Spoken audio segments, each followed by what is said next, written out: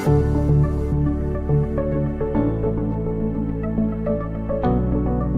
day everyone. Welcome to the part 6 of International Business Functions. The members of the group.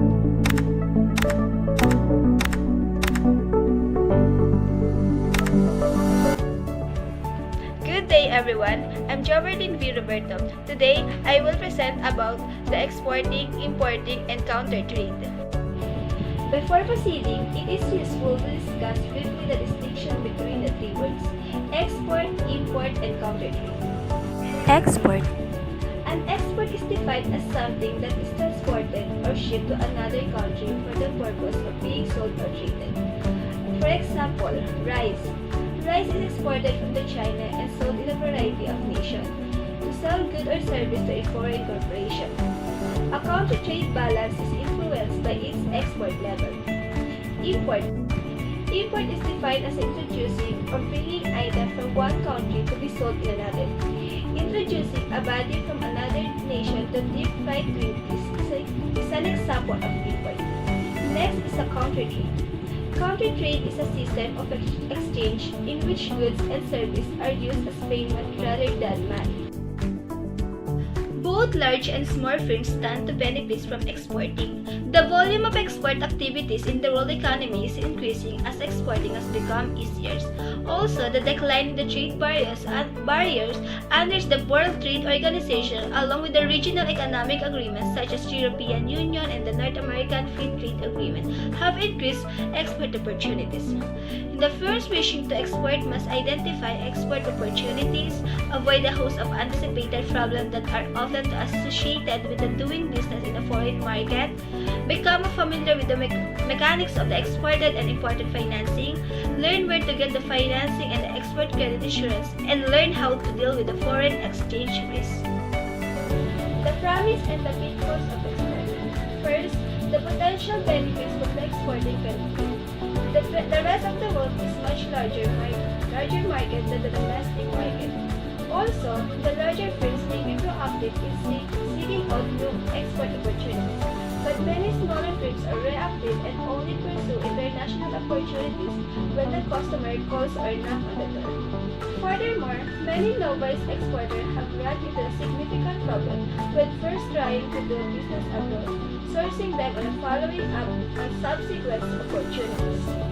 The common pitfalls include poor market analysis, poor understanding of competitive conditions, a lack of customization for local market like poor distribution arrangement and bad promotional campaign. Also included the pitfalls is a poor distribution program, poorly executed promotional campaign, a general underestimation of the differences and expertise required for a foreign market penetration. The tremendous paper and formalities that must be dealt with can also be overwhelming for the exporters. Next is the improving export performance. There are various ways to gain information about the foreign market opportunities and avoid the pitfalls associated with exporting. Some countries provide direct assistance to export. Export management companies can also help with the export process. An international comparison. One big impediment to exporting is the simple lack of the knowledge of the opportunities available. To overcome ignorance, firms need to collect information. Both Germany and Japan have developed extensive institutional structure for promoting export. Japanese exporters can also take advantage of the knowledge and contrast of so-called Sosha, the country's great trading houses. In contrast, American firms have far fewer resources available. For example, if we like to compare the United States economic productivity to the Norway, we could start by comparing gross domestic product. Norway's GDP is nearly $500 billion, while the United States GDP is $15,680 billion. To evaluate fairly, we need to consider population. Norway GDP per capita is actually larger than the US, $99,558 per person compared to $51,749. Such a metric is more telling indication for the international comparison, which is simpler statistics fail to reveal. Information sources. The U.S. Department of Commerce is the most comprehensive source of export information for the U.S. PRIMS. The International Trade Administration and the United States and Foreign Commercial Service Agency can provide best prospect risk for the PRIMS. Also, the Department of Commerce also organized various events to help firms make foreign contract and explore export opportunity. The Small Business Administration is also a source of assistance, and local and state government can also provide export support. Export Management Companies. First, what is Export Management Companies? Export Management Companies, it is an export specialist that act as the export marketing department or international department for the client. EMC normally accepted the two types of export assignments. First is, they start exporting operation for a firm with the understanding that the firm will take over operation after they are well established. Second, they start service with the understanding that EMC will have the continuing responsibility for the selling the firm product. A good EMC will help the neophyte exporter identify opportunities and avoid common pitfalls. However, not all EMCs are equal. Some do a better job than others. The advantage of the export management companies is that they are experienced specialists who can help the neophyte exporter identify opportunities and avoid common pitfalls. However, there is a large variation in the quality of export management companies, so a careful review of a number of companies should be conducted. Export strategy. To reduce the risk of exporting, firms should it helps to hire an EMC or at least an experienced export consultant to help with the identification of opportunities and navigate through the tangled web of paperwork and regulations so often involved in exporting. Also, it often makes sense to initially focus on one or few markets. It may make sense to enter a foreign market on a very small scale in order to reduce the cost of any consequence failure. Also, the exporter needs to recognize the time and managerial commitment involved in building export sales and should hire additional personnel to oversee these activities. In many countries, it is important to devote a lot of attention to building strong and enduring relationships with the local distribution and customer. Also, you need to be proactive. Also, it is important for the exporter to keep an option of a local production in mind. Export and import financing. Over time, various mechanisms for financing export and import have evolved in response to a problem that can be particularly acute in the international trade. The lack of trust that exists when one must put faith in the stranger. Lack of trust.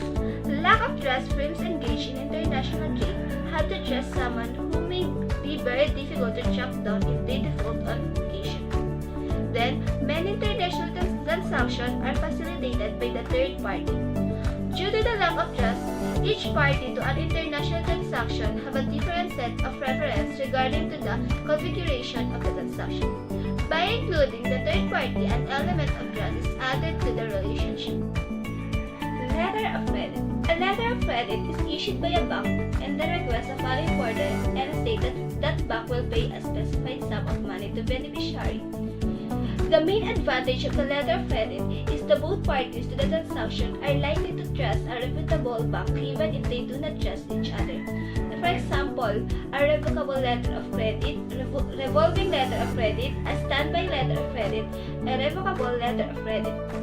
Example of letter of credit. Suppose Mr. A, an Indian exporter, has a contract with Mr. B, an importer from the US, for sending a shipment of goods. Both parties, being unknown to each other, decide to go for an LC arrangement. The letter of credit assures Mr. A that he will receive the payment from the buyer and Mr. B that he will have a systematic and documented process along with the evidence of goods having been shipped. From this point, this is how a letter of credit transaction would unveil between Mr. A and Mr. B. Draft. Draft is also called a bill of exchange. What is a bill of exchange? Bill of exchange is of real use if it is accepted by the person directed to pay the amount. A signed draft is a payable on presentation to the drawee, while time draft allows for the delayed payment, normally 30 to 60, 90, and 120 days. For example, If X order Y to pay 15,000 for 90 days following the date of their orders, and Y accept the orders by signing his name, it is a bill of exchange. In most cases, when selling goods or delivering service, the vendor gives the buyer a credit period. However, the seller may not be able to provide a credit period to the buyer, and buyer may not be able to pay them promptly. Bill of lading. A bill of lading is a document that the moving goods give to the third-party courier that will report the fixture to a legal location on their behalf. Once the product has been delivered, the third party has the bill of lading over the store as a receipt for the bill. The bill of lading is served the three purposes. It is a receipt, it is a contract, and it is a document of title. Export assistance. Prospective U.S. exporter can draw on two forms of government-backed assistance to help their export program. There are two forms of government-backed assistance available to exporters. First, financing aid is available from Export-Import Bank. Second, export credit insurance is available from the Foreign Credit Insurance Association. Export-Import Bank. Export-Import Bank, it provides financing aid to facilitate export, import, and exchange of commodities between the U.S. and other countries. Exim Bank achieves its goals through the various loans and loan guarantee program. Next is export credit insurance. Export credit insurance protects exporter against the risk and the importer will default on payment.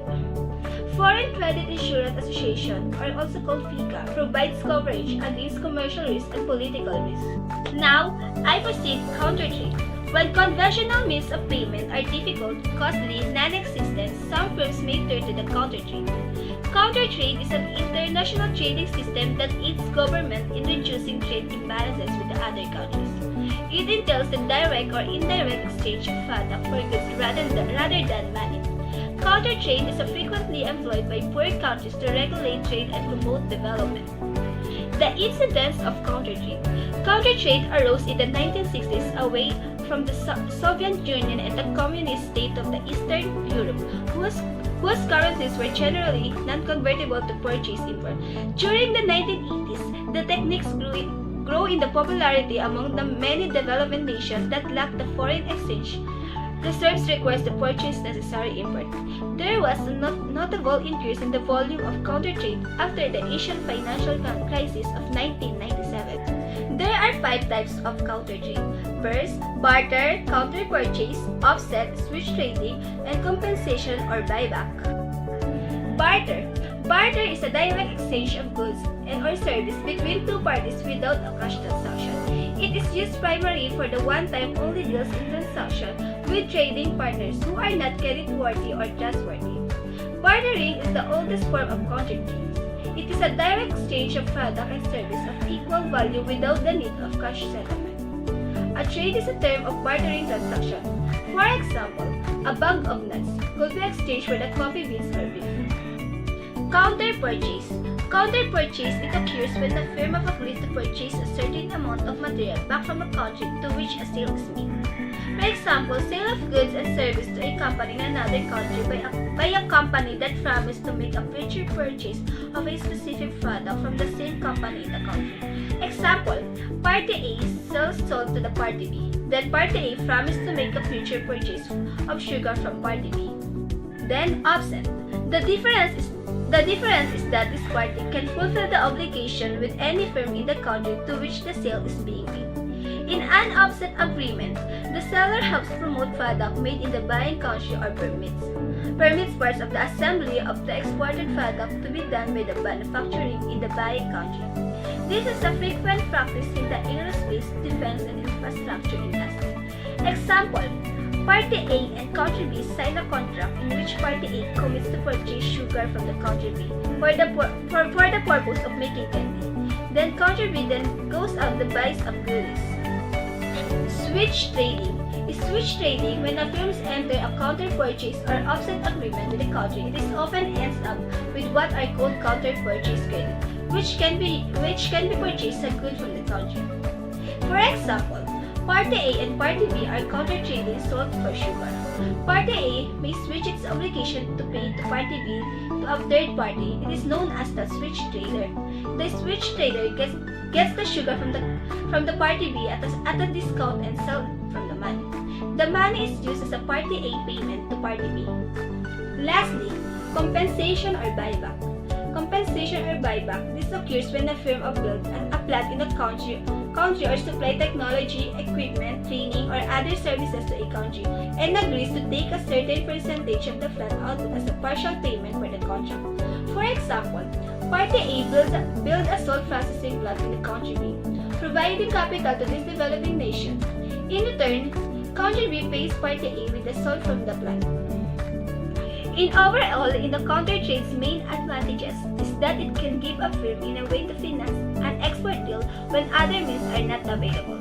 If a firm is unwilling to enter a counter trade agreement, it may lose an export opportunity to a competitor that is willing to make a counter trade agreement.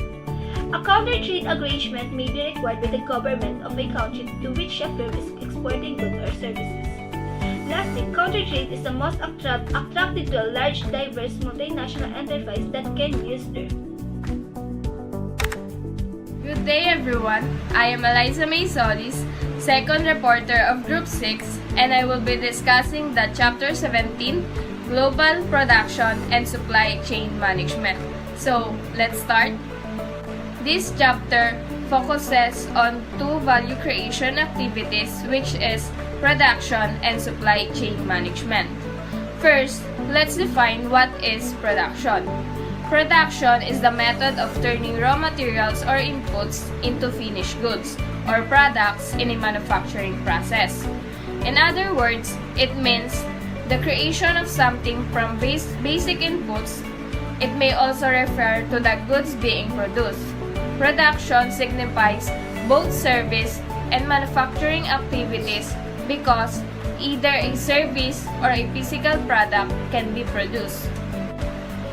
Supply chain management is the handling of the entire production flow of a good or service, starting from the raw materials all the way to delivering the final product to the customer.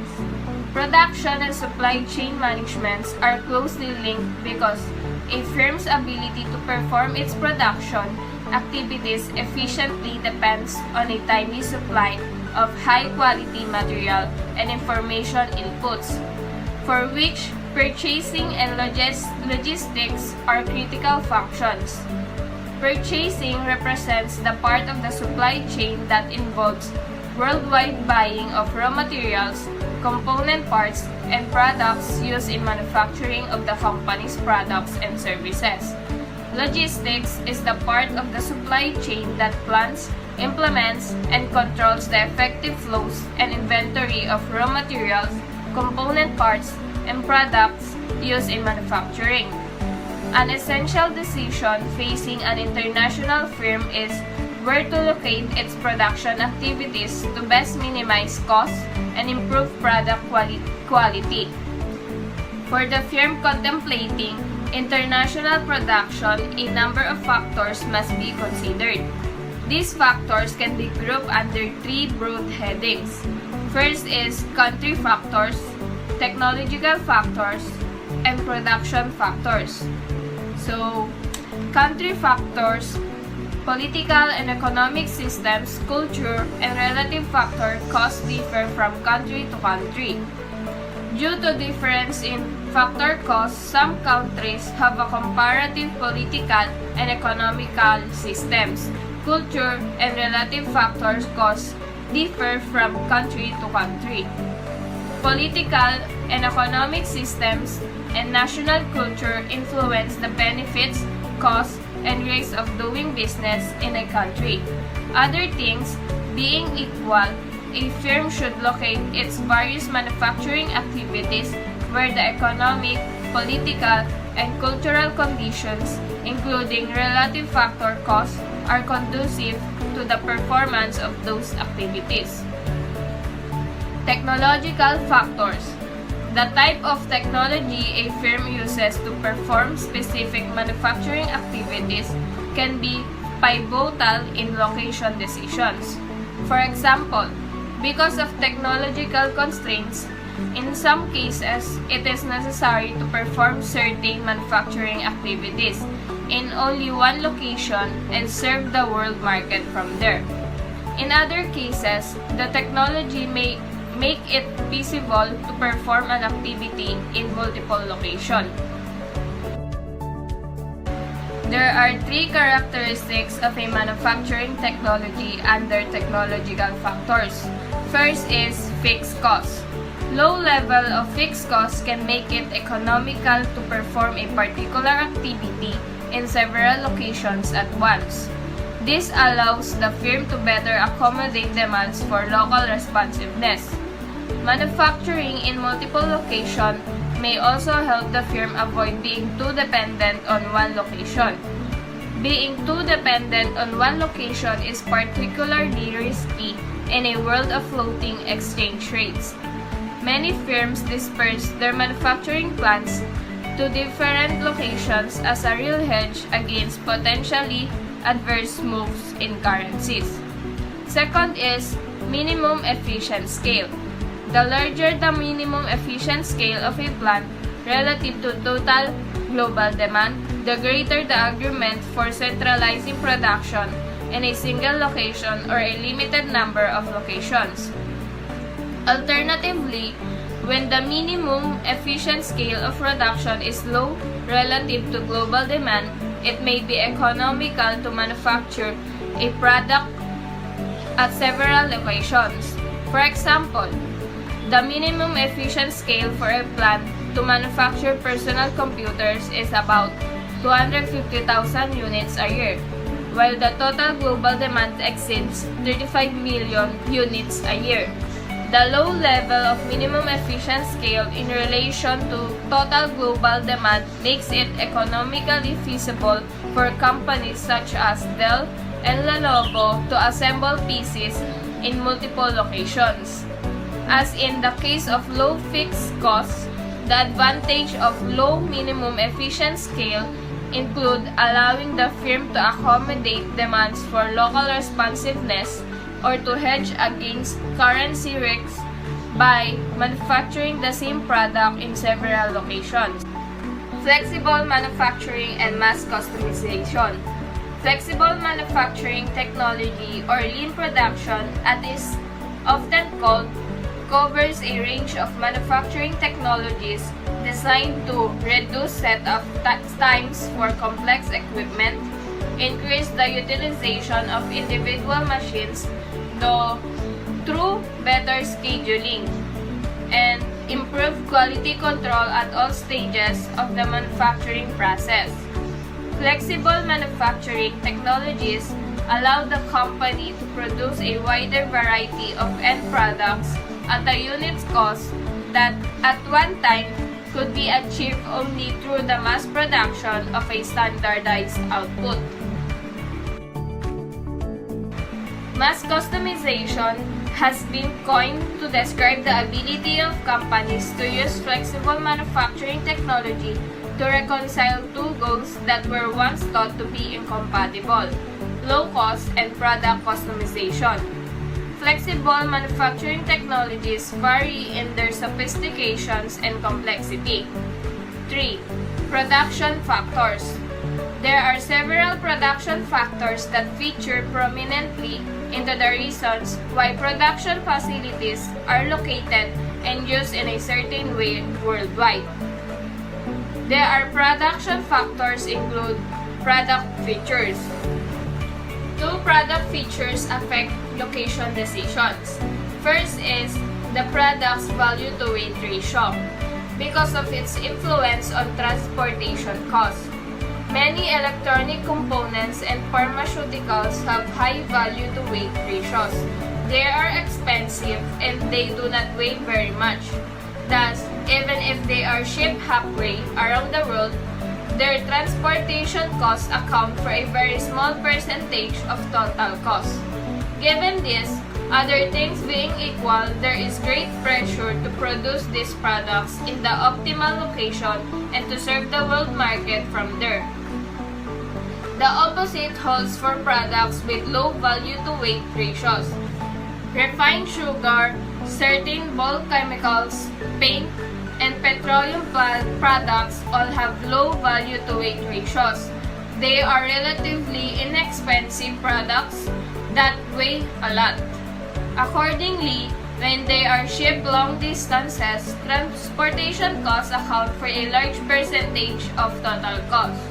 Thus, other things being equal, there is great pressure to make these products in multiple locations close to major markets to reduce transportation costs.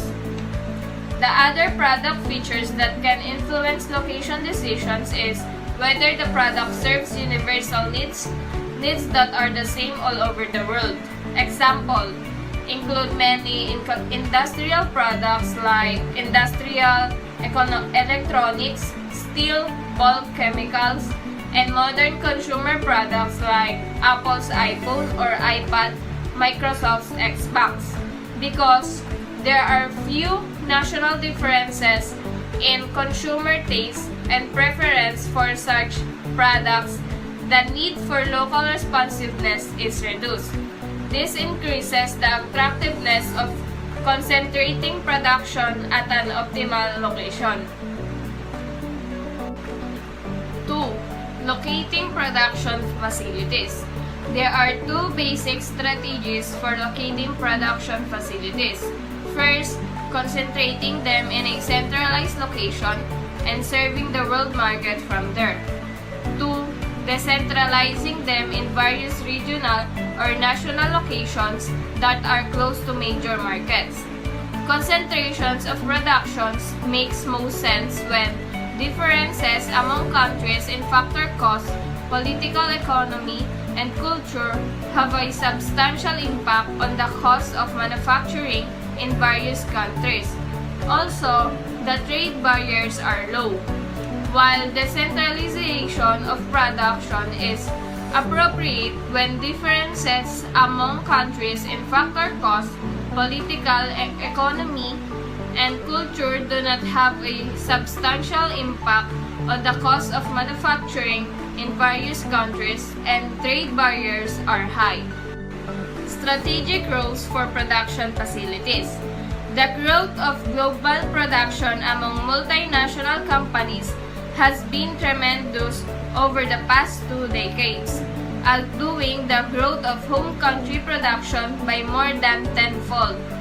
In essence, since the early 1990s, multinationals have opted to set up production facilities outside their home countries 10 times for every one time they have opted to create such facilities at home.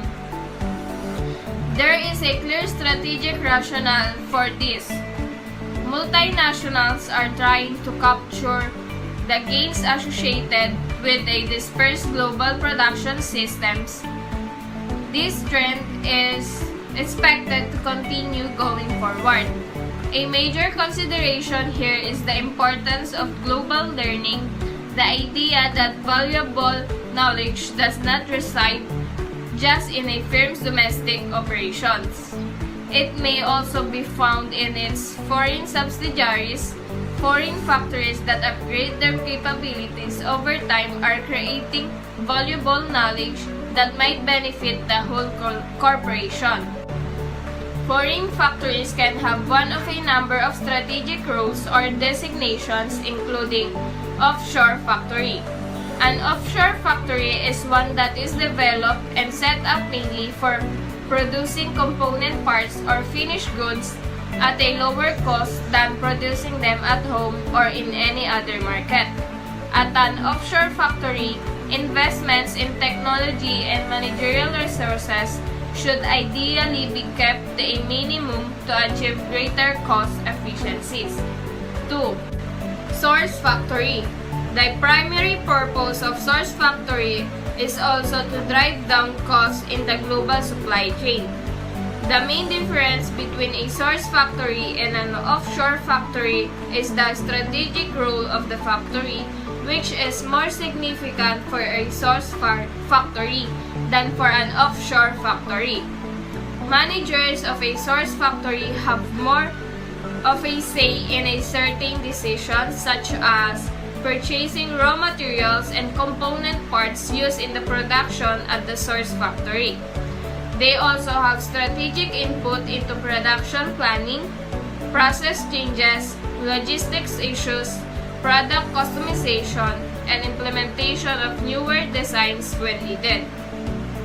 Centrally, a source factor is the top of the standards in the global supply chain, and these factories are used and treated just like any factory in the global firm's home country.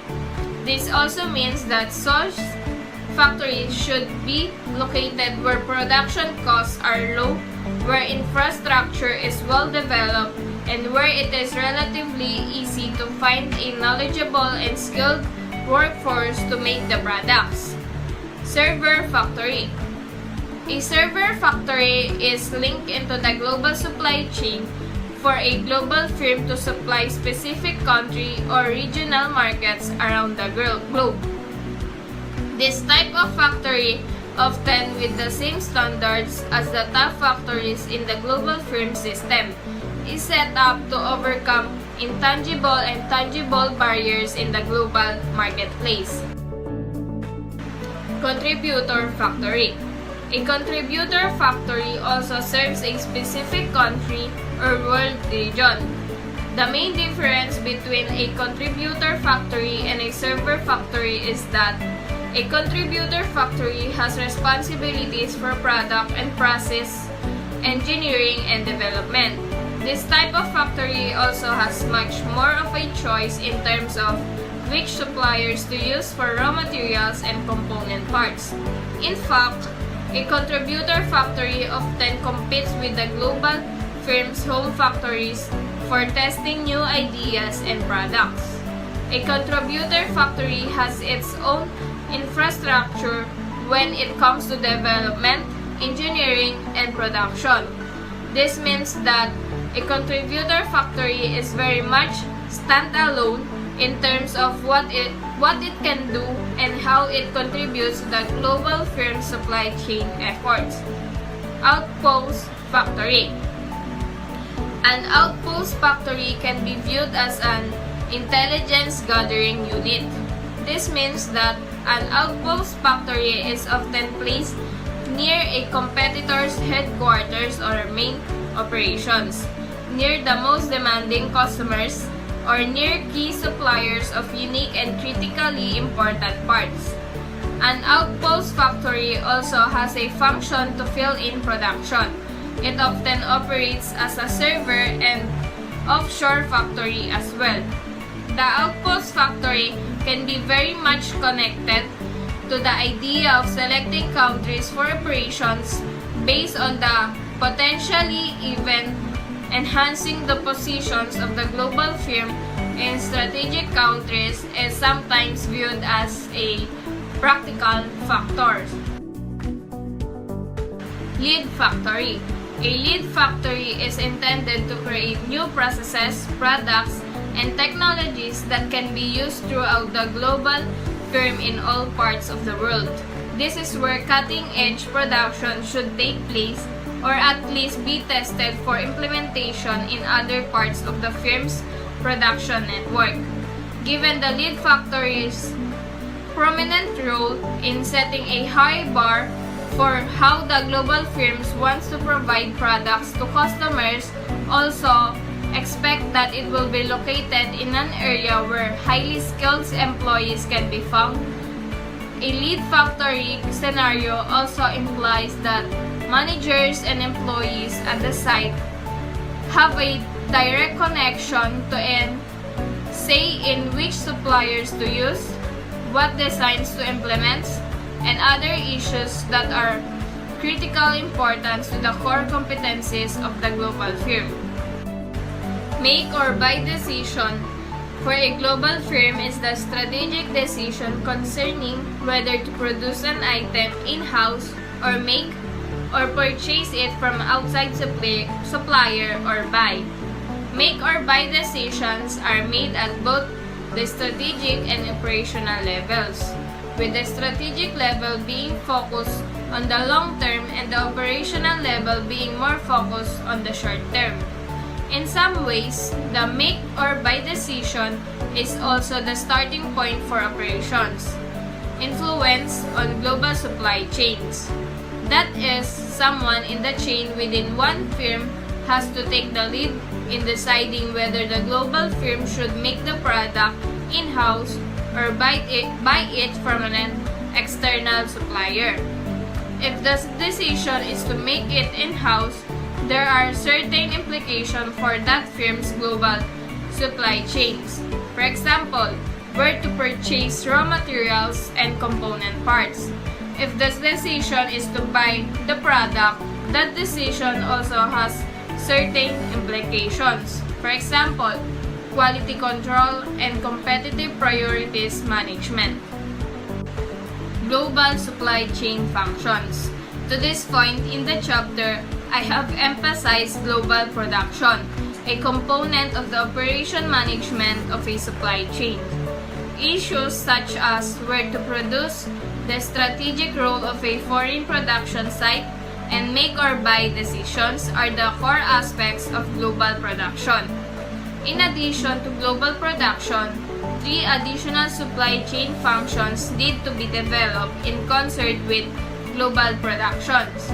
They are logistics, purchasing, and the company's distribution strategy. Global logistics. From earlier in this chapter, we know that logistics is the part of the supply chain that plans, implements, and controls the effective flows and inventory of raw material, components, parts, and products used in manufacturing. The core activities performed in logistics are Global Distribution Center Management. Global Distribution Center or warehouse is a facility that positions and allows customization of products for delivery to worldwide wholesalers or retailers or directly to consumers anywhere in the world.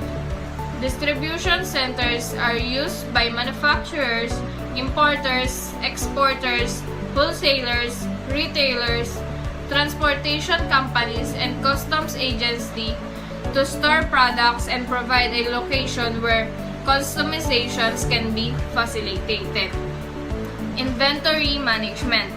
Global inventory management can be viewed as the decision-making process regarding the raw materials, work in process, or component parts and finished goods inventory for a multinational corporation. The decisions include how much inventory to hold, in what form to hold it, and where to locate it in the supply chain. Packaging and materials handling. Packaging comes in all shapes, sizes, forms, and uses.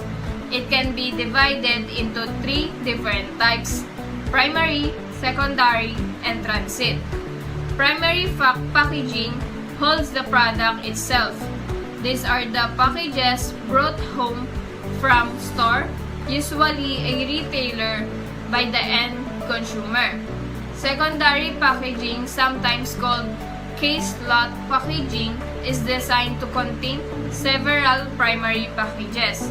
Transit packaging comes into use when a number of primary and secondary packages are assembled on a pallet or unit load for transportation. Transportation. Transportation refers to the movement of raw materials, component parts, and finished goods throughout the global supply chain. It typically represents the largest percentage of any logistics budgets and an even greater percentage for global companies because of the distances involved. Reverse logistics. Reverse logistics is the process of planning, implementing, and controlling the efficient, cost-effective flow of raw materials, in-process inventory, finished goods, and related information from the point of consumption to the point of origin from the purpose of recapturing value or proper disposal. The ultimate goal is to optimize the aftermarket activity or make it more efficient, thus saving money and environment resources. Reverse logistics is critically important in global supply chain. Global purchasing. As defined in the introduction in this chapter, Purchasing represents the part of the supply chain that involves worldwide buying of raw materials, component parts, and products used in manufacturing of the company's products and services. The core activities performed in purchasing include development of an appropriate strategy for global purchasing and selecting the type of purchasing strategies best suited for the company. Four main areas of concern in managing a global supply chain. Role of just-in-time inventory. The basic philosophy behind just-in-time inventory systems is to economize on inventory holding costs by having materials arrive at a manufacturing plant just in time to enter the production process and not before. The major cost savings comes from speeding up inventory turnover. This reduces inventory holding costs such as warehousing and storage costs. It means the company can reduce the amount of working capital it needs to finance inventory, freeing capital for other uses, and lowering the total capital requirements of the enterprise. Role of information technology. Web and cloud-based information systems play a crucial role in modern materials management. By tracking component parts as they make their way across the globe toward an assembly plant, information systems enable a firm to optimize its production scheduling according to when components are expected to arrive. By locating component parts in the supply chain precisely, good information systems allow the firm to accelerate productions when needed by pulling key components out of the regular supply chain and having them flown to the manufacturing plant. 3. Coordination in global supply chains. Global supply chain coordination refers to shared decision-making opportunities and operational collaboration of key global supply chain activities. And lastly, inter-organizational relationships in global supply chains. Inter-organizational relationships have been studied and talked about in various contexts for decades. The two keys are trust and commitment. If we always had 100% trust within relationships and 100% commitment to them, most global supply chains would ultimately be efficient and effective. And that is all about global production and supply chain management. Good day everyone, I'm Taya Nicole Sibilia, the third presenter in this group.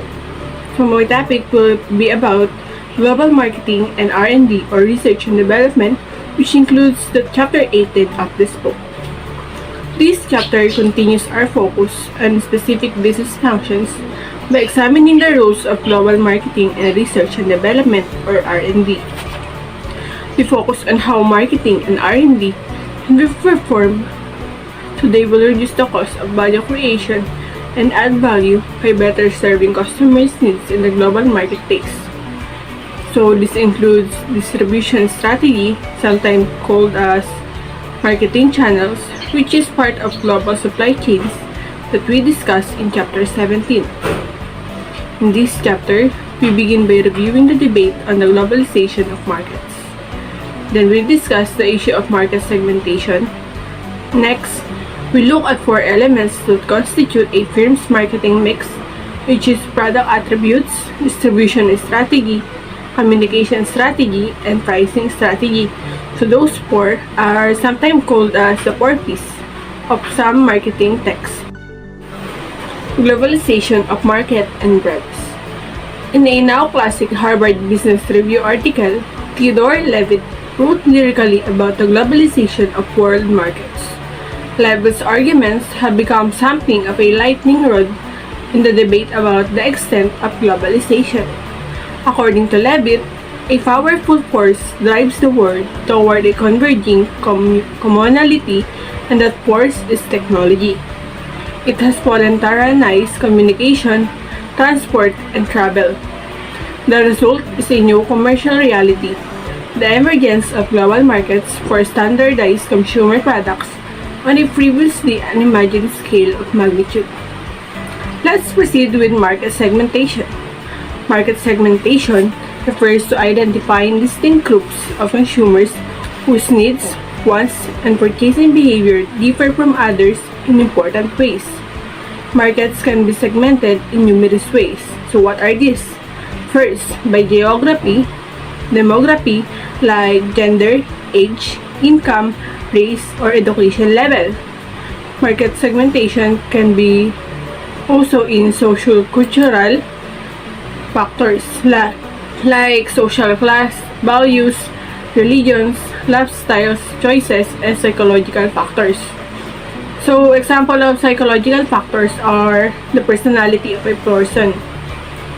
Because different segments exhibit different needs, wants, and patterns of purchasing behaviors, firms often adjust their marketing mix from segment to segment.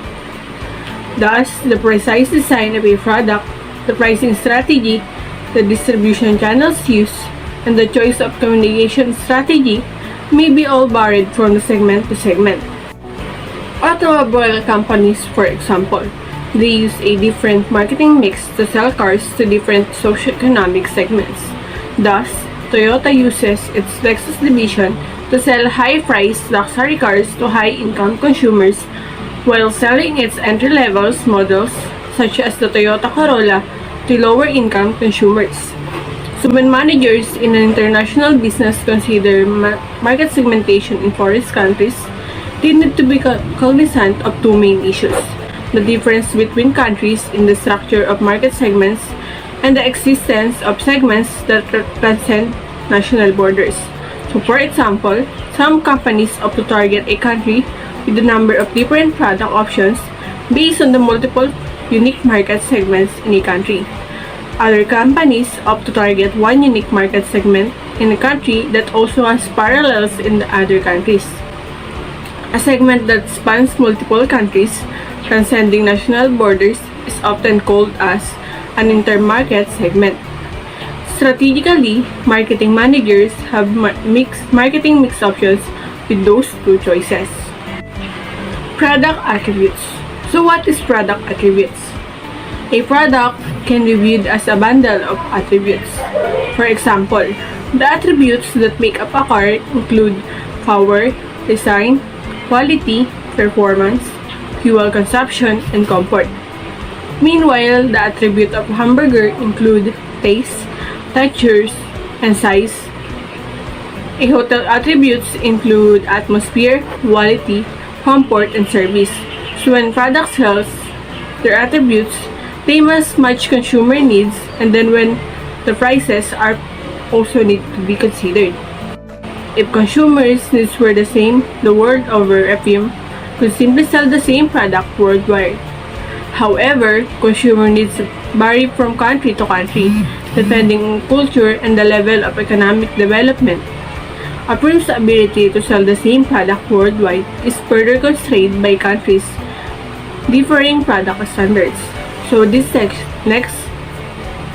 section reviews each of the issues and discuss how they influence product attributes. So first is cultural differences. So how cultural difference influence product attributes? So the most important aspect of cultural differences is probably the impact of tradition. Tradition is particularly important in foodstuffs and beverages. For example, reflecting differences in traditional eating habits, the Findus frozen food divisions of Nestle, the sweet food giant markets, fish cakes, and fish fingers in Great Britain. Second is economic development.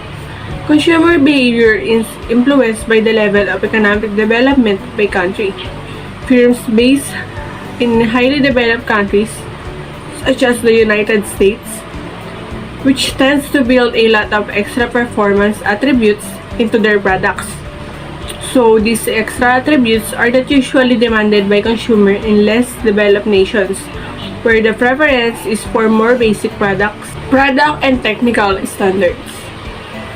Even with the forces that are creating some convergence of consumer tastes and preferences among advanced industrialized nations, Levitt's vision of global market may still be a long way off because of national differences in products and technological standards. However, if anything, the increased development and implementation of regional trade agreements, often taking into account a technical standard setting, may influence certain regional markets to become more globalized, as Levitt suggested. Let's proceed with distribution strategy. A critical element of a firm's marketing mix is distribution strategy. Why? The means it chooses for delivering the product to the consumer. The way the product is delivered is determined by the firm's entry strategy. This section examines a typical distribution system, discusses how its structure varies between countries, and looks at how appropriate distribution strategies vary from country to country. Let's proceed with difference between countries. So what are these? The four main differences between distribution systems worldwide are retail concentration, channel length, channel exclusivity, and channel quality. Let's first go to retail concentration. So in some countries, the retail system is very concentrated, but it is fragmented in others. In a concentrated retail system, a few retailers supply most of the market. Meanwhile, in a fragmented retail system, is one in which there are many retailers, none of which has a major share of the market. So those are many of the differences in concentration are rooted in history and tradition. Second, channel length. Channel length refers to the number of intermediaries between the producer or the manufacturer and the consumer. If the producer sells directly to the consumer, the channel is very short. If the producer sells through an important agent, like wholesaler or a retailer, a long channel exists. The choice of a short or long channel is in part a strategic decision for the producing firm. However, some countries have longer distribution channels than others. Channel exclusivity. An exclusive distribution channel is one that is difficult for outsiders to access. For example, it's often difficult for a new firm to get access to shelf space in supermarkets. So this occurs because retailers tend to prefer carry the product of established manufacturers of foodstuffs with national reputations rather than gamble of the products of unknown firms. The exclusivity of distribution systems varies among countries. Fourth and last is the channel quality. Channel quality refers to the expertise, competencies, and skills of established retailers in nation and their ability to sell and support the products of international businesses. Although the quality of retailers is good in most developed nations, in emerging markets and less developed nations from Russia to Indonesia, channel quality is variable at best. Barriers to international communication.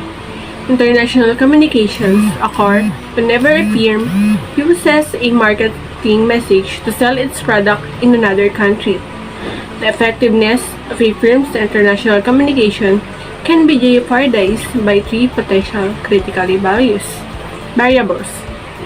First is cultural barriers, second, source effects, and third is noise levels. Cultural barriers. Cultural barriers can make it difficult to communicate messages across cultures. Because of cultural differences, a message that means one thing in one country may mean something quite different in another.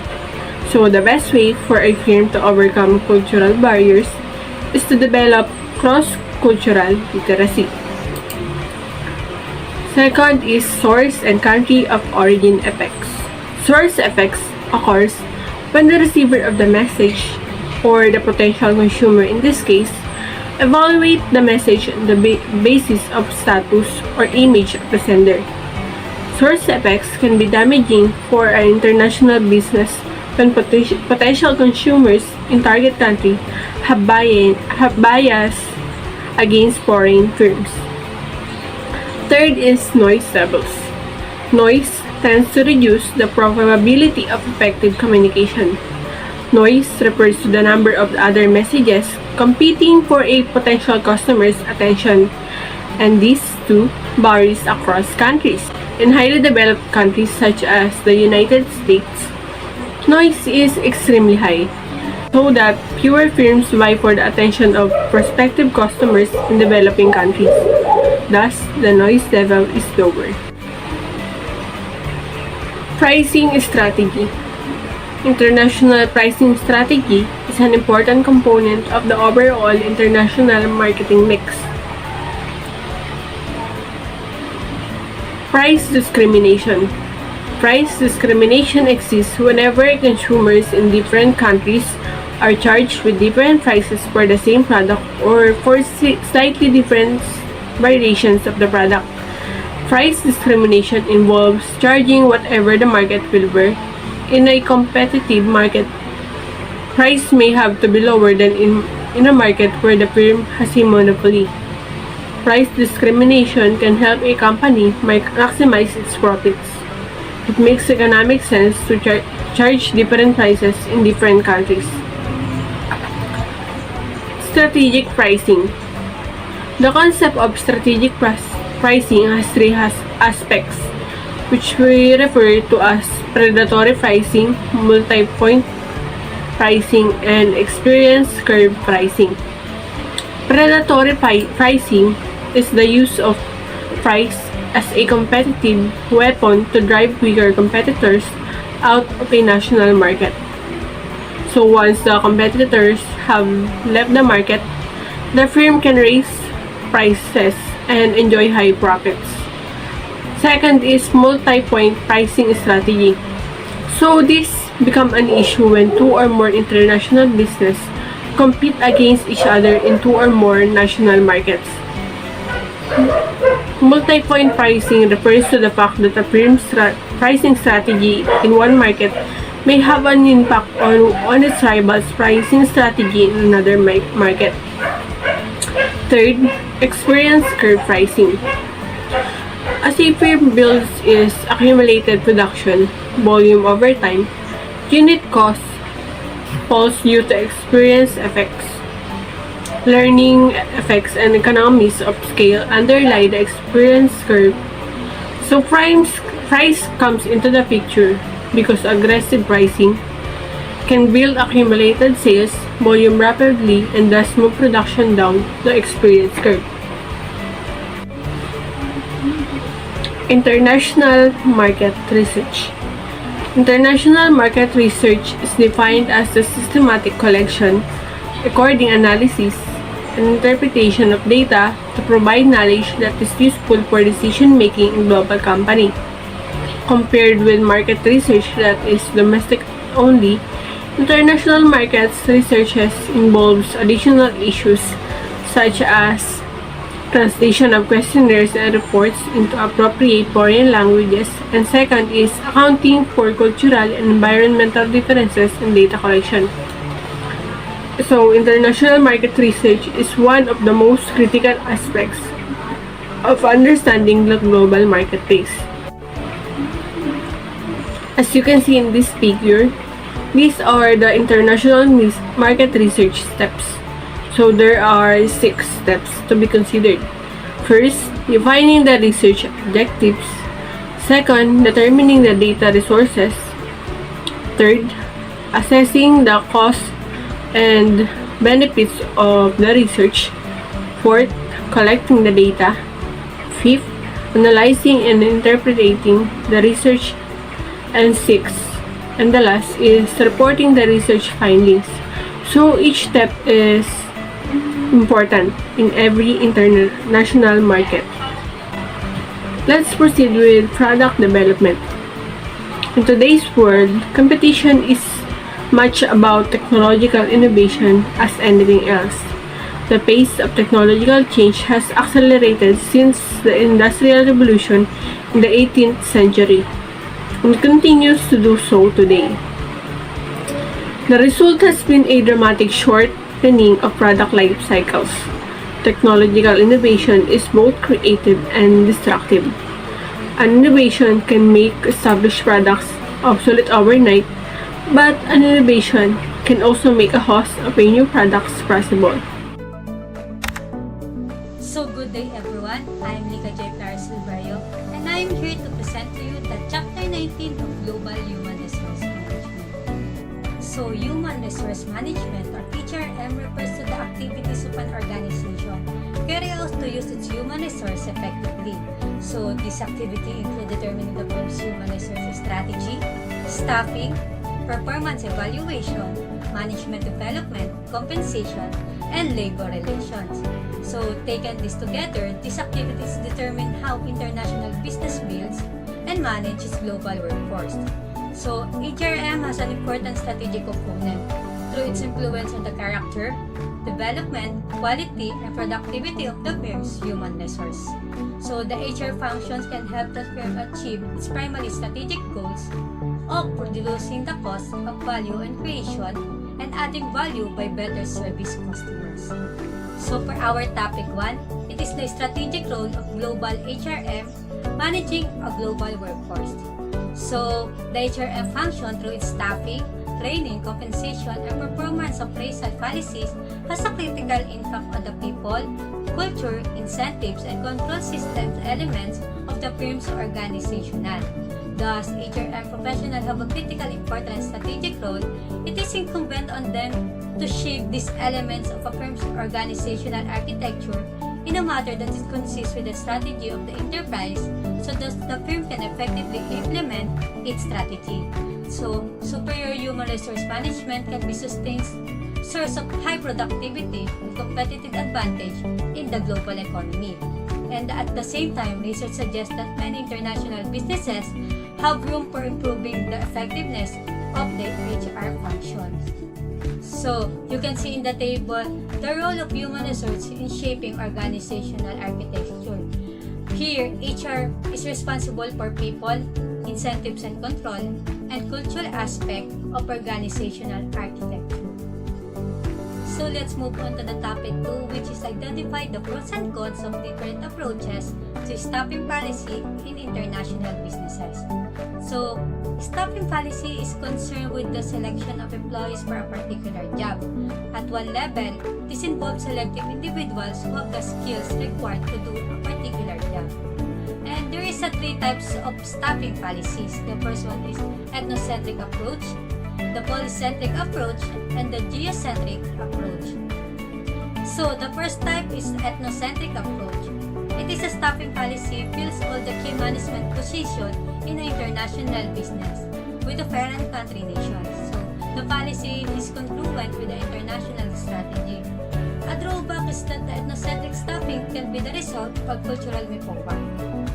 And the second type is polycentric staffing. So, this policy uses host country nations to manage foreign subsidiaries and parent country nations for the key position at corporate headquarters. So, this approach can be minimize the dangers of cultural mipowa, but it can create a gap between home and the host country corporation. So, the policy is best suited to a localization strategy. And the last one is geocentric staffing. It is a policy seeks the best people for the key jobs throughout the organization, regardless of their nationality. This approach is consistent with the building a strong and unified culture and informal management network and is well suited to both global and standard national strategies. Immigrants' policies of national governments may limit a firm's ability to pursue this policy. So for the topic 3, we are going to explain why managers may fail to thrive in a foreign posting. So first, let's explain the expatriate managers. 2 of the 3 staffing policies we have discussed, the ethnocentric and geocentric, rely on extensive use of the expatriate managers. So expatriate managers are the citizens of one country who are working in another country. Sometimes the term expatriates is used to identify a subset of expatriates who are citizens of a foreign country working in the home country of their multinational employers. A prominent issue in international staffing literature is expatriate failure. It is defined as the premature return of a manager to his or her home country. The cause of expatriate failure can be substantial. These are the reasons why expatriate fails. First one, inability of spouse to adjust. The manager's inability to adjust. Manager's personal and emotional maturity. Inability to cope up with large overseas responsibility. Difficulties with the new environment. Personal and emotional problems. And lack of technical competence. So expatriate failures can be reduced by selection procedures that screen out inappropriate candidates. So let's move on to the topic 4, which is recognize how management development and training programs can increase the value of human capital in international business sphere. So training can lower the ability of expatriate failure. It should include cultural training, language training, and practical training, and it should be provided to both expatriate managers and the spouse. So cultural training. Cultural training is to give an appreciation for the host country's culture. The belief is that understanding a host country's culture will help the managers empathize with the culture. It has been suggested that the managers should receive a cultural training in the host country's culture, history, politics, economy, religion, and social and business practices. If possible, it's also advisable to arrange for familiarization trip to the host country before the formal transfer because it seems to ease culture shock. So the second one is the language training. English is the language of world business. It is quite possible to conduct business all over the world using English.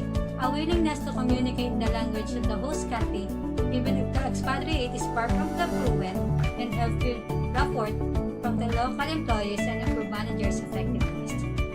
So the third one is the practical training. Practical training is aimed at helping the expatriate managers and families ease themselves into the day-to-day life in the host country.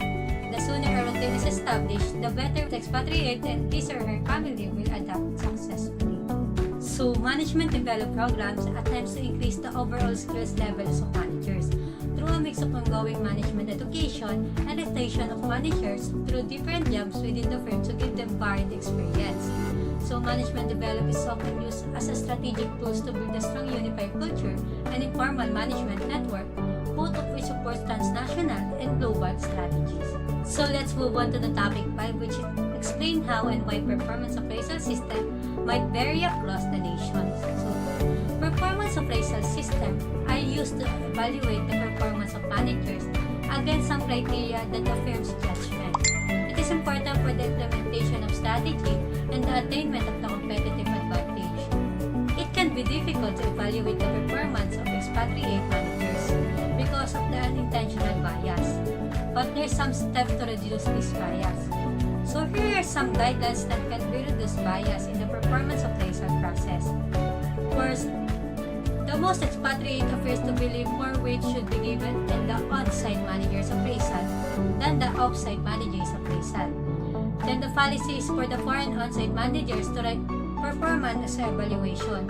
Home office managers should be consulted before an on-site managers complete a formal termination evaluation. This gives the home office managers the opportunity to balance what should be very hostile evaluate based on a cultural misunderstanding. So let's move on to the topic 6, understand how and why compensation system might vary across nations. So, two issues are raised in every discussion of compensation practices in an international business. 1. How compensation should be adjusted to reflect national difference in economic circumstances and compensational practices. And the other one is how expatriate managers should be paid.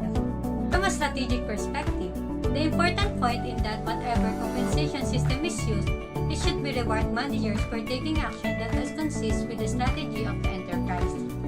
Over the past decades, many firms have moved toward a compensation structure that is based on consistent global standard, with employees being evaluated by the same grading system and having access to the same bonus pay and benefit structure irrespective of where they work. So let's define expatriate pay. The most common approach of this kind of compensation is the balance sheet approach. This approach aims to equalize purchasing power so that employees can enjoy the same living standard in their foreign posting that they had at home. So the components of the typical expatriate compensation package are a base salary, a foreign service premium, and allowance of various types, tax differential, and the benefits. So what is base salary? An expatriate base salary should be normally in the same range as the base salary for a similar position in the home country.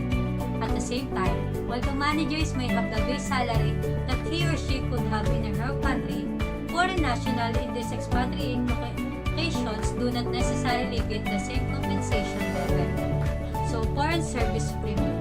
A foreign service premium is the extra pay the managers receive for working outside his or her country of origin.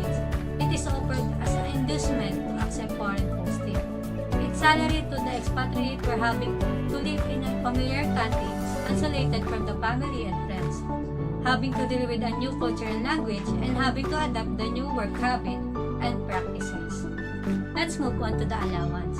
There are 4 types of allowance that included in the expatriate compensational package. The first one is the hardship. A hardship allowance is paid when the expatriate is being sent to a difficult location. It is a place where the basic amenities such healthcare, school, and a retail store are grossly deficient by the standard of the expatriate's home country. The second one is the housing allowance.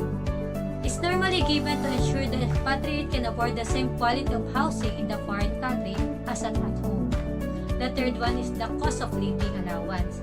Ensures that the expatriate will enjoy the same standard of living in the foreign posting at home. Next one and the last one is the educational allowance. It ensures that the expatriate children receive adequate school. Host country public schools are sometimes not suitable for the expatriate children, in which case they must attend a private school. The next one is the taxation. Unless a host country has a reciprocal tax treaty with expatriate home country, the expatriate may have to pay income tax to the both home and host country government. When a reciprocal tax is not enforced, the firms typically pays the manager's income tax in the host country. The last one is the benefits. Many firms also ensure that the expatriate receive the same level of medical and pension benefits abroad that they receive at home. This can be costly for the firms because many benefits that are tax deductible for the firms in the home country.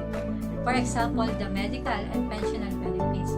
It may not be deductible out of the country. So let's move on to building a diverse global workforce.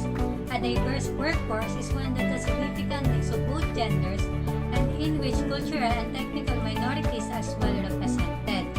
Workforce diversity has been linked to superior financial performance. There are numbers of reasons for thinking that diverse workforce will improve performance.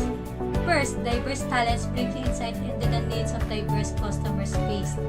People with different lifestyle and different background challenges each other more, which can lead to creative insights.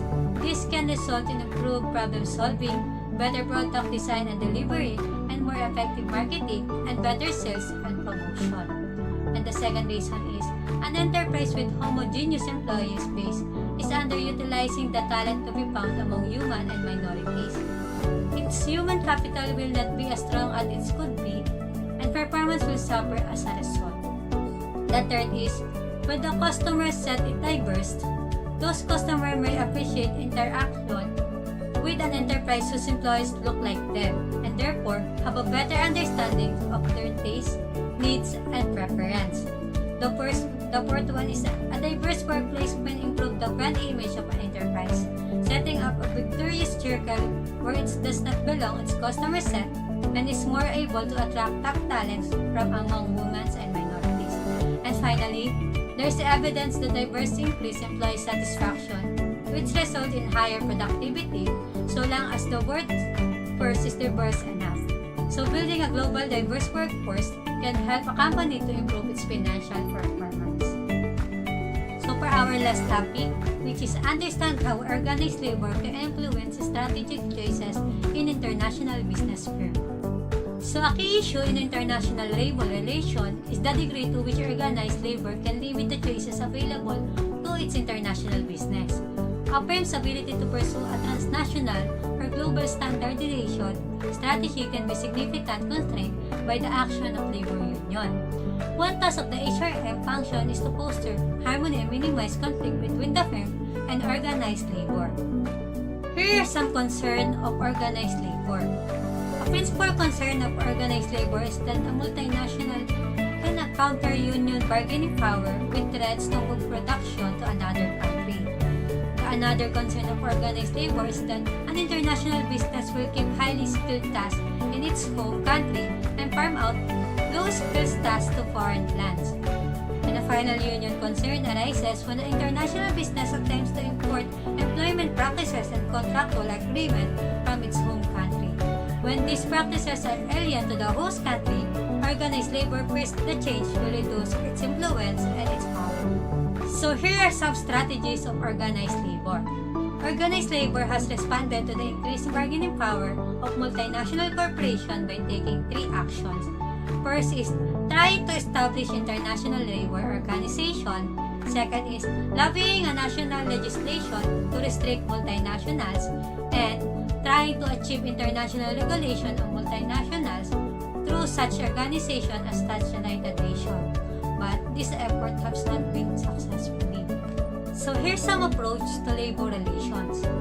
So international businesses differ markedly in their approach to international labor relation. The main difference is that the degree to which labor relation activities are centralized and decentralized.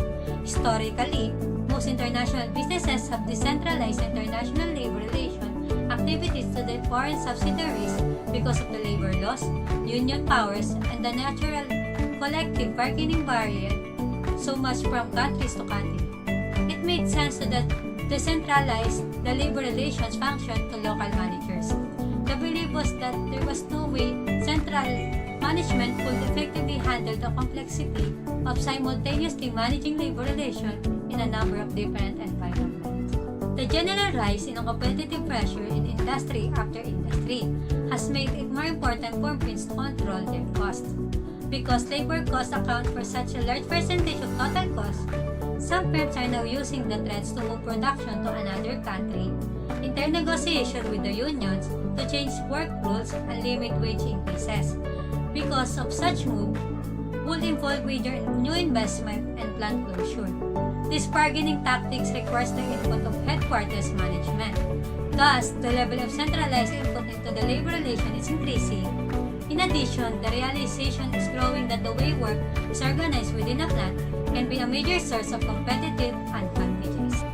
And that's all for the chapter 19. Again, I'm Lica J. Silverio, and thank you. Good day everyone, I'm Ernani Sandayan, the last reporter of Group 6, and my topic is all about accounting and finance in the international business. This chapter deals with 2 related topics, international accounting and international finance.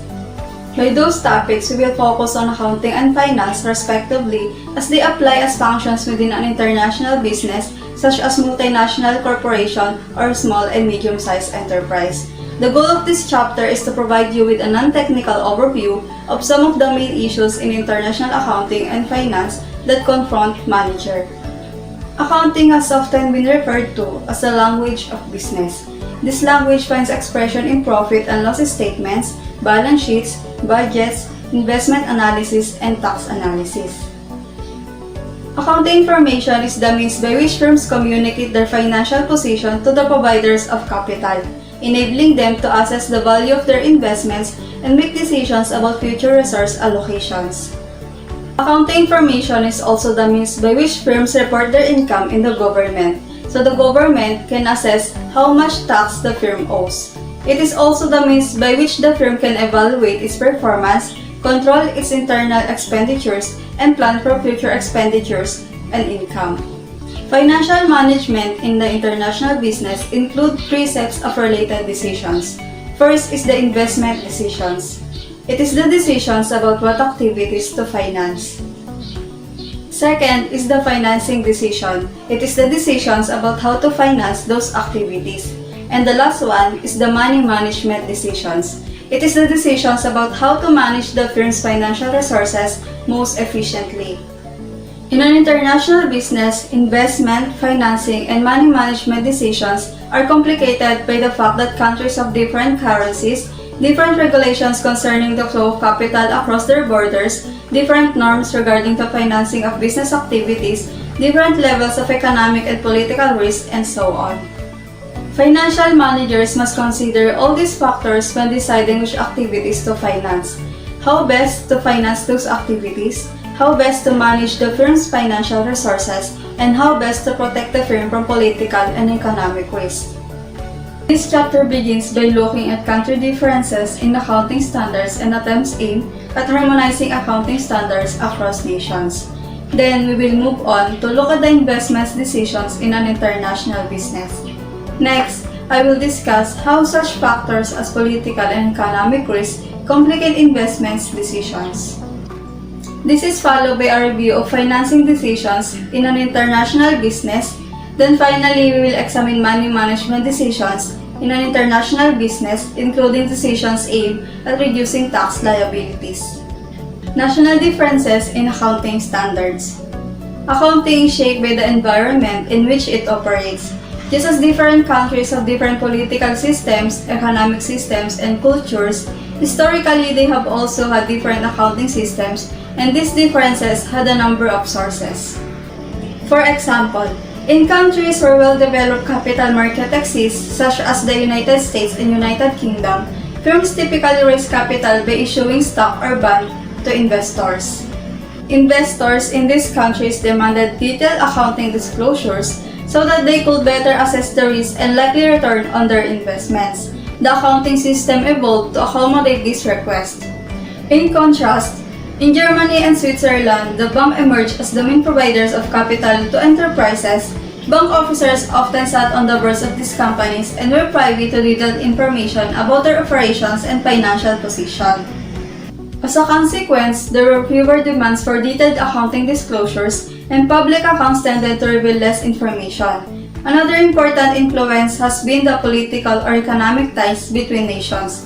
US-style accounting systems were adopted in the Philippines, which was once a US protectorate.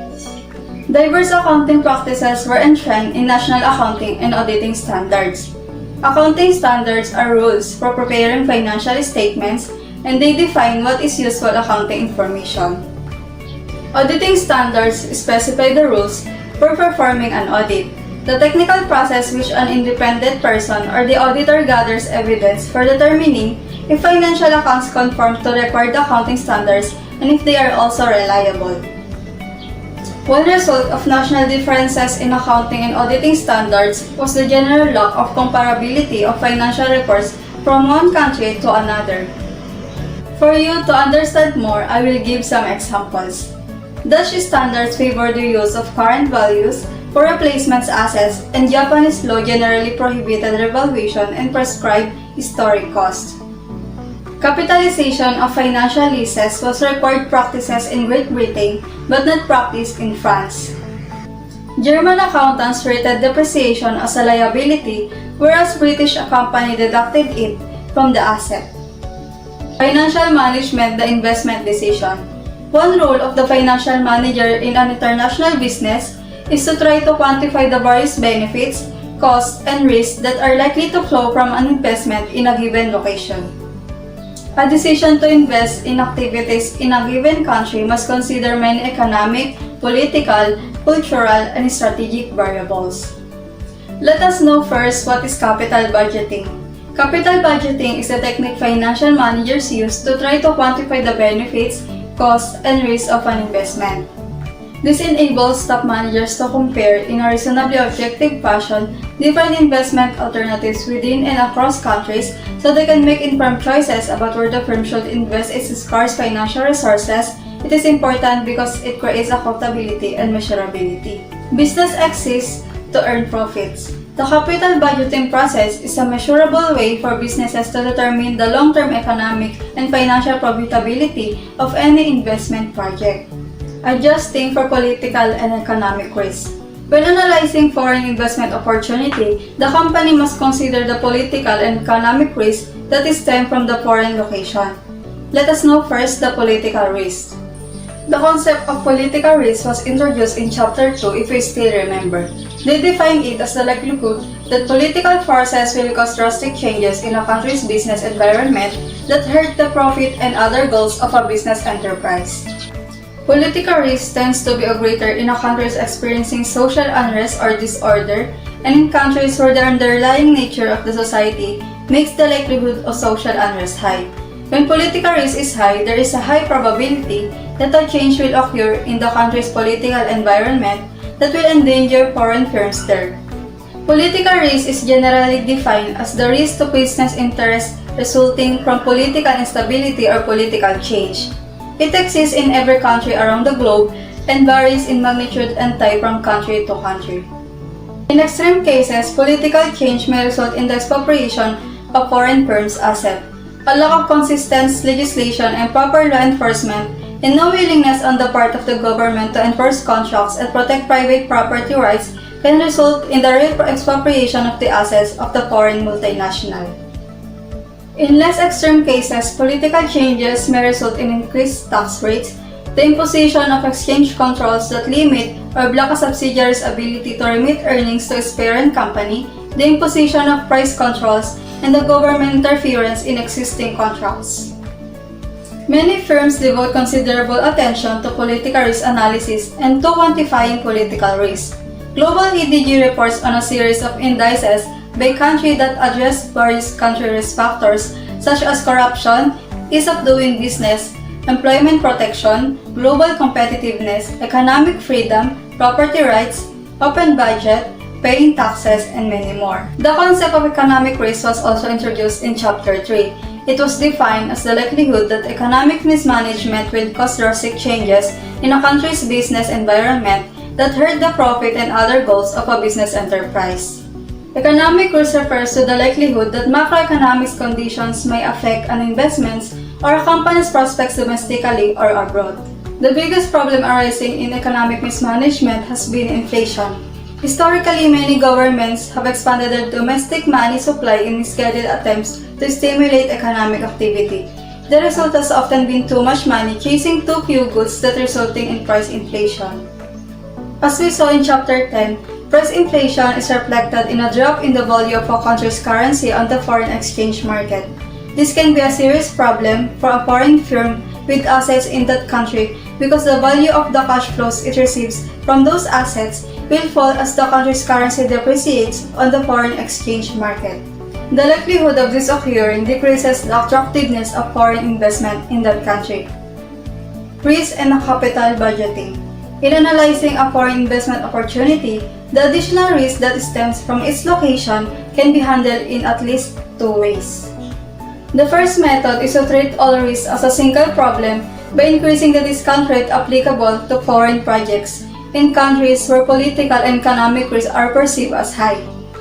Because the higher the discount rate, the higher the projected net cash flows must be for investment to have a positive net present value. The second method is to adjust the discount rates to reflect allocation's riskiness seems to be fairly widely practiced. Financial management, the financing decision.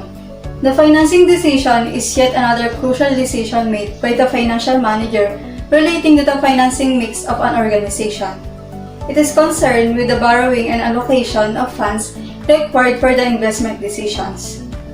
Firms must consider two factors when considering financing options.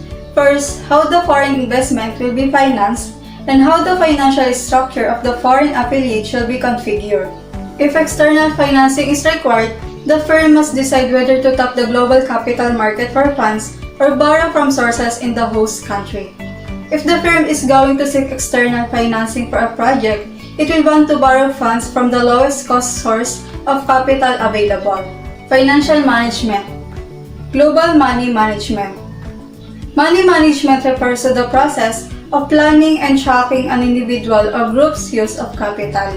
Money management is a decision attempt to manage the firm's global cash. This involves minimizing cash balance, reducing transaction costs, and minimizing the corporate tax burden. Let us now understand how money management in the international business can be used to minimize cash balances, transaction costs, and taxation. Minimizing cash balances. Every business needs to hold some cash balances for servicing accounts that must be paid and for ensuring against unanticipated negative variation from its projected cash flows. The critical issue for an international business is whether each foreign subsidiary should hold its own cash balances or whether cash balances should be held at a centralized depository. In general, firms prefer to hold cash balances at a centralized depository for the following three reasons. The first reason is that by pooling cash reserves centrally, the firm can deposit larger amounts. Cash balances are typically deposited in liquid accounts such as overnight money market accounts. Because interest rates on such deposits normally increase with the size of the deposits. By pooling cash centrally, the firm shall be able to earn a higher interest rate than it would if each subsidiary managed its own cash balances. The second one is that if the centralized depository is located in a major financial center, it should possess the information about good short-term investment opportunities that the typical foreign subsidiaries would lack. Also, the financial experts at a centralized depository should be able to develop investment skills and know-how that managers in the typical foreign subsidiary would lack. Thus, the firm should make better investment decisions if it pools its cash reserves at a centralized depository. The third one is that by pooling its cash reserves, the firm can reduce the total size of the cash pool it must hold in highly liquid accounts, which enable the firms to invest a larger amount of cash reserves in longer-term, less liquid financial instruments that earn higher interest rates. Transaction costs are expenses incurred when buying or selling a good or service. Every time a firm changes cash from one currency to another currency, it must bear a transaction cost. They need to pay the foreign exchange dealers for performing the transaction. Most banks also charge a transfer fee for moving cash from one location to another. This is another transaction cost. The commission and transfer fees arising from inter-firm transactions can be substantial. According to the United Nations, 40% of international trades involves transaction between the different national subsidiaries of transnational corporations. The volume of such transactions is likely to be particularly high in a firm that has a globally dispersed web of interdependent value creation activities. Multilateral netting allows a multinational firm to reduce the transaction costs that arise when many transactions occur between its subsidiaries by reducing the number of transactions. When we say multilateral netting, it is a payment arrangement among multiple parties. The transaction be sum rather than settled individually. Multilateral netting can take place within a single organization or among two or more parties. Different countries have different tax regimes.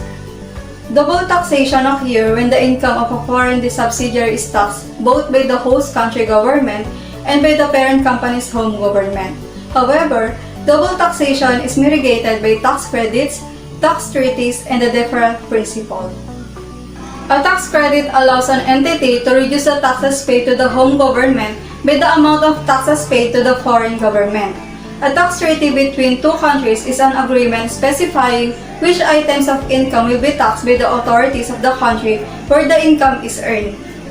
For example, a tax treaty between the United States and Germany may specify that a U.S. firm need not pay tax in Germany on any earnings from its German subsidiary that are remitted to the United States in the form of dividends.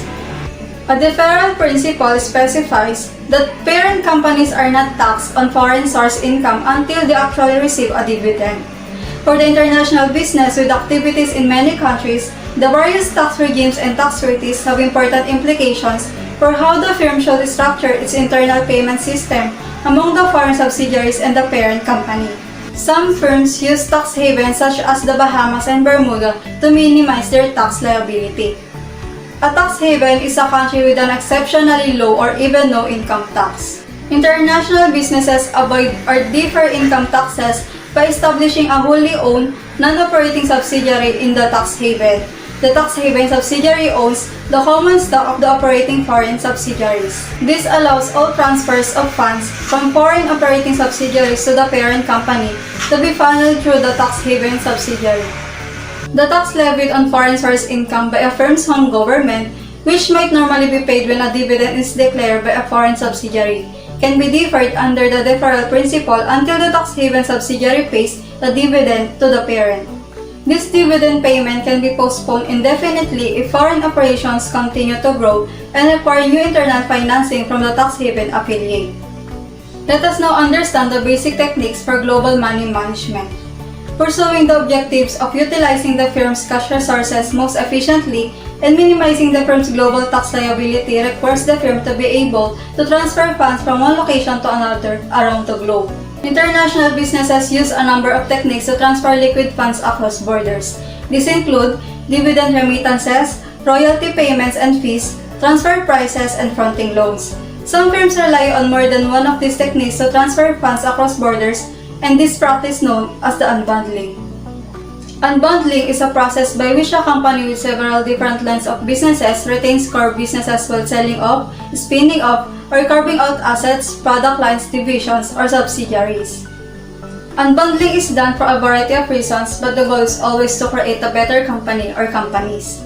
If the company's share price is performing poorly, the board of directors may call for unbundling to raise capital or distribute cash to its shareholders if they believe the process will help improve its performance.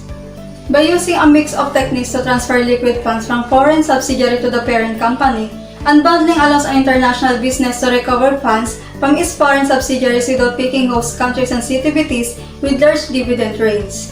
Firms' ability to select a particular policy is severely limited when a foreign subsidiary is partly owned, either by a local joint venture partner or by local stockholders.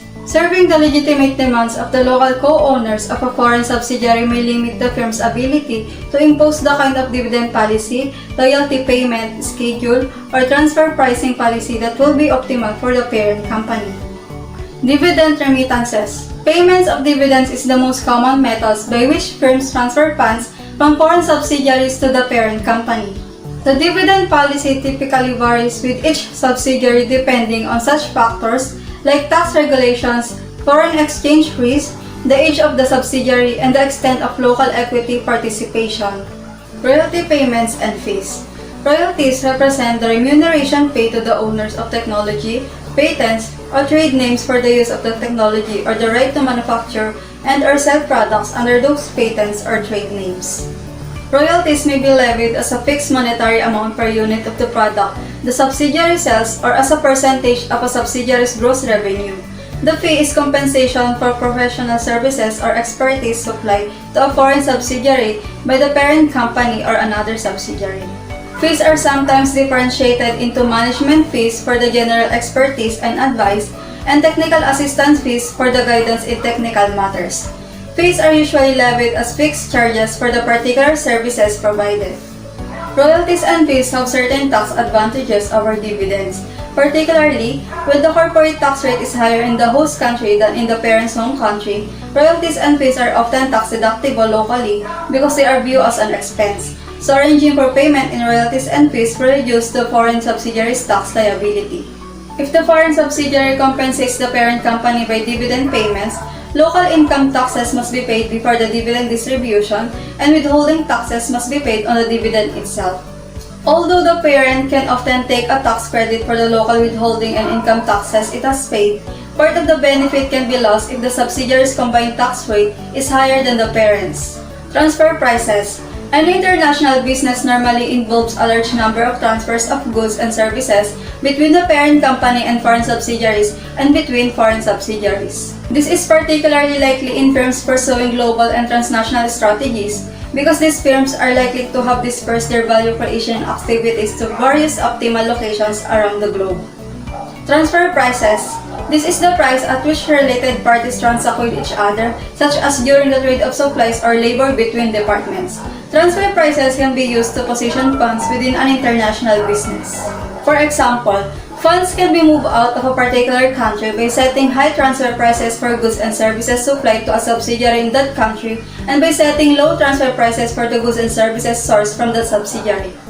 Conversely, funds can be positioned in a country by the opposite policy, setting low transfer prices for goods and services supplied to a subsidiary in that country, and setting high transfer prices for the goods and services sourced from the subsidiary.